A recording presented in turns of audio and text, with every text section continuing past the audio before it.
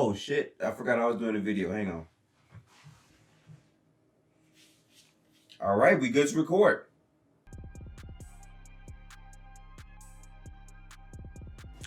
What's good, everybody? Welcome back to another episode of GiftedxBuckets, where we cover the NBA.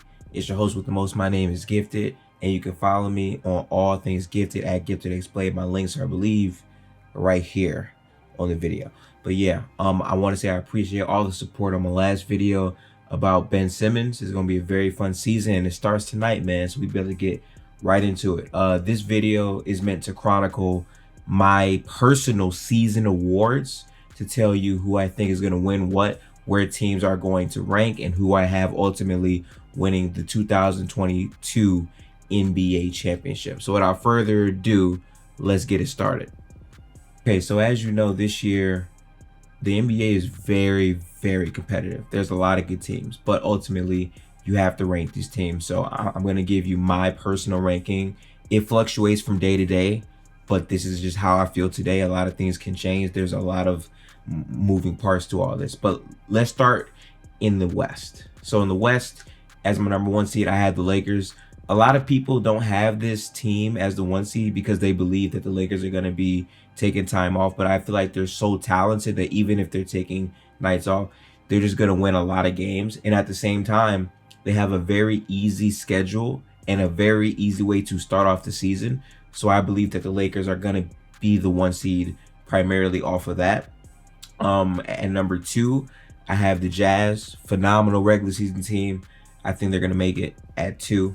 Number 3, I have the Golden State Warriors.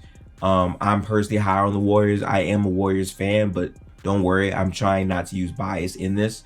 I believe that a lot of the pieces are better. I feel like the team is a lot deeper, and I feel like there are guys who are actually going to be healthier and play this season. So I think when you spend all of that on top of having a MVP caliber type of player in Stephen Curry, I believe that the team is going to play really, really well this season. So at number 3, I have the Warriors. At number 4, I have the Suns. I think the Suns are going to be a really good team, especially with the DeAndre Ayton news, which I will be making a video on soon. I think he's going to come out playing hungry, and I think they have a lot of young guys who are still going to play better, even if Chris Paul's game declines this season. So I have the Suns at 4. Nuggets, I have at 5 because of Jamal Murray's injury. If he wasn't injured, they'd probably be even higher in the West, but I think that's going to be a lot for them to play a whole season through, but I think they will be better at the end of the year than what their record indicates. At number 6, I have the Dallas Mavericks, another team that could be super duper higher. It all depends on how the Jason Kidd hire works out for them. This could be a team that's like 3 to 4 easily, but I'm just putting them at 6 because I believe the other teams have a stronger case, in my opinion. Number 7, I have the Clippers. I'm higher on the Clippers than a lot of people, but I think their record is just very, very tough. I think they have like the hardest back-to-back type of schedule in the league. So for me, I have them low here, but they could obviously be higher. And then number 8, I have the Trailblazers. There's a lot of teams that could be fighting for that 8th spot, but I think the Trailblazers make it every single year. I don't think this year will be different.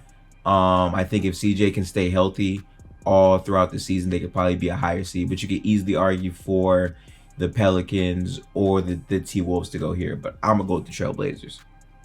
And that's the West.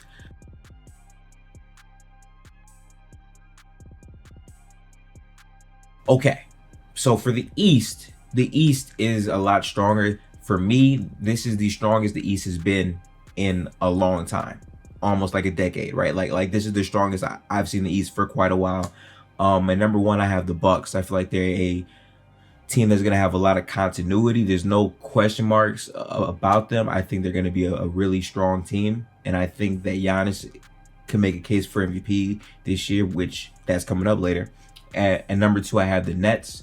With no Kyrie Irving, they're still a very talented team, but I think with no Kyrie Irving, they're going to have to load manage their stars a little bit more, but I still think they're too talented of a team, so I have them at 2. And number 3, I actually have the Heat. Now, the Heat are an interesting team.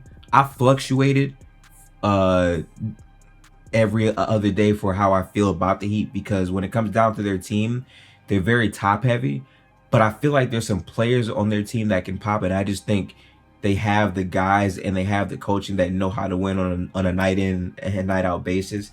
And I think Kyle Lowry is like a ceiling raiser type of player. So his addition on the team to me is going to automatically net them a lot of wins and clean up their offense. So for me, I'm kind of high on the Heat. At number 4, I have the Hawks. I'm trying not to overrate the Hawks, but I'm also trying not to underrate them. They have a lot of young pieces who could play a lot better this season. The Hawks could easily be the 1 seed, but I think that I'm going to pump the brakes on them just a little bit. I think they're going to come in playing a lot of competition, and I think the league is not going to be like new to them, kind of like last season. So I feel like the Hawks are going to be at 4, but they could easily be higher. At number 5, I have the Knicks.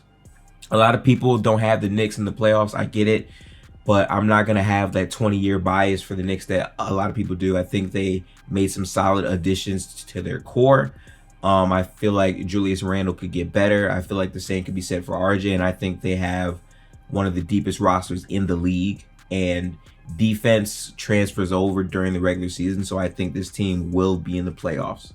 At number 6, I have the 76ers. The 76ers could easily be a top 3 seed, but the thing with them is I don't know what's going to happen with the Ben Simmons situation, and because of that, I don't know exactly what's going to happen to Joel Embiid and how healthy he'll be able to remain throughout the duration of this season. So for me, I have them at 6.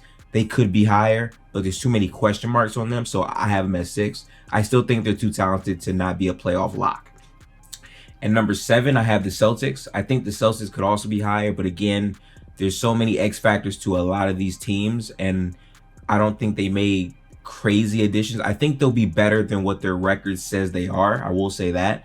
But ultimately, I have them here, and I have the Bulls at 8. The Bulls are the craziest team because I'm high on the Bulls. I think they could peak as a 5 or 6 seed in the East, if not higher. But we have to see how this team plays basketball. They're not proven. So I'm a little hesitant on putting them over a team like the Knicks or the Hawks. So I'm not sure. We'll have to see how that plays out, but I do like their team. So yeah, those are my picks in the West and the East. Let's get to the finals pick.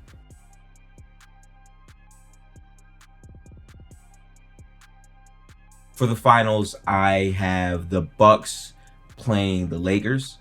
I believe that in the West, the best 2 teams, in my opinion, are the Golden State Warriors and the Los Angeles Lakers. I feel like the question marks is mainly on Klay's health. I feel like if Klay comes back exactly how he's supposed to, then the Golden State actually has a great shot of beating the Lakers. But I think that 3, as far as the pressure that they'll put towards the rim, is kind of going to be hard for the Warriors to combat from a size perspective. So I'm curious to see what's going to happen there. But again, I think it all hinges on how Klay Thompson comes back. For now, I'm going to say that the Lakers are going to represent the Western Conference, but a lot can change in a season. I think with no Kyrie Irving, I think the Bucks can beat the Nets. I personally, and you may disagree, but I personally believe that the Bucks can beat the Nets with or without Kyrie Irving. I'm in the lone minority, but I do believe that. So I do think the Bucks are going to for sure represent the East without Kyrie. I do think it'll still be close because obviously Kevin Durant and James Harden are phenomenal players. But I think the Bucks are going to be in the finals. And then when it comes down to Bucks versus Lakers, I actually have the Milwaukee Bucks beating the Los Angeles Lakers. If Kyrie is healthy, I don't have the Bucks beating them because I feel like it's going to take a lot for the Bucks to beat the Nets and then come out and also beat the Lakers. But with no Kyrie Irving, I think the Bucks will be able to finish the job and complete it and actually win the championship this year. I think the Lakers have a great chance as well, but it all comes down to how they make that core work in the last closing minutes of games. I think there's way less question marks on the way that the Bucks play basketball. So for me, I'm gonna lean towards the Bucks. So yeah, those are my picks in the West and the East for the title, all that stuff. Let's get to the accolades. Okay, let's get right into the Sixth Man of the Year award. I think for the Sixth Man of the Year this year is going to be Tyler Hero. I think he's a player that had a rocky season last season, but I do think he has a scratch to want to be great, and I do think he'll play a lot better this season, especially with the leadership that they added in Kyle Lowry. But I also think he's going to be better because he just had a child. I know that sounds wild, but if you follow the NBA like I do, a lot of these NBA players, when they have children, their confidence level in their game increases. Fred VanVleet, biggest example of what I'm talking about. So for me, I'm going to say that Tyler Hero is going to have a breakout season. I do think he'll be sixth man of the year because I think for their team, they're going to need him to score in bunches off the bench. So I'm high on Tyler Hero from that regard. Depoy. For the Defensive Player of the Year award, I have Giannis Antetokounmpo. I think Giannis is going to win this primarily because now that they have continuity coming off, I think they're going to win a lot of games. And I think Giannis is the best defender in the league. That doesn't necessarily mean that he'll win it, but if they're winning a lot of games at a high clip and he's playing the same level of defense I know he can play, I would have Giannis winning that, personally. Most Improved Player. Okay, Most Improved Player is a tough award. There's a lot of good candidates. I think Michael Porter Jr. is a phenomenal candidate. I think Lonzo is. I even think Mo Bamba has a hat in this race. But in my opinion, I'm going to give it to Michael Porter Jr. Without Jamal Murray, he's going to have to step up and show improvements in his game as a playmaker, as a defender, as a better shot taker. And I think he's going to have the opportunity to actually showcase that off more than any other candidate because of Jamal Murray's absence for the team. So I think his case to be there is super, super high. So I'm high on what Michael Porter Jr. could provide for his team. So yeah, I'm going to take him as the Most Improved Player. For the Rookie of the Year, I have Cade Cunningham. I'm super high, super duper high on Alperen Sengun. I'm only not going to take him only because I'm not sure how many minutes he'll get. But don't be surprised. I'm saying here first, Alperen Sengun was going to have a good rookie year in my estimation. But I got Cade. I think Cade being on the Pistons, day one, they're giving him the keys, and he's going to have a Jeremy Grant and a supporting cast around him to really maximize him. So I think he'll be able to show just how good he is, and I think he'll win. And for the MVP, the most valuable player of the league, in my opinion, is Steph Curry. Now listen, I'm a Warriors fan, right? But I generally do believe Steph has a real shot at winning the MVP. I think there are other deserving candidates as well. I think Giannis has a prime chance to win it as well. But considering the fact that he was an MVP candidate last season when they were a 7 seed, I believe, when they technically, they were technically 7 when they finished, I believe, right? So yeah, I think with that in mind, I think because they're going to be a better team and they're going to be a top 3 seed, in my estimation, he can win the MVP this year. I think his efficiency playing with other players will increase on top of his points per game average. I think he's going to take a lot more threes this year as well. So there's a lot of bright spots there. But yeah, that's who I have as MVP, Stephen Curry. That's the end of the video. Those are all of the accolades. I'm super hyped for basketball. Right now it's 12:04 at night. This is the day before I dropped this video, but I'm excited to see where things go. And I hope you guys are rocking with me all the way through. It's going to be a very, very fun journey through the channel as we document reactions and experiences for the whole NBA. So again, I appreciate all y'all for rocking with me. And we going to head on out. Enjoy basketball tonight, NBA fans. Peace.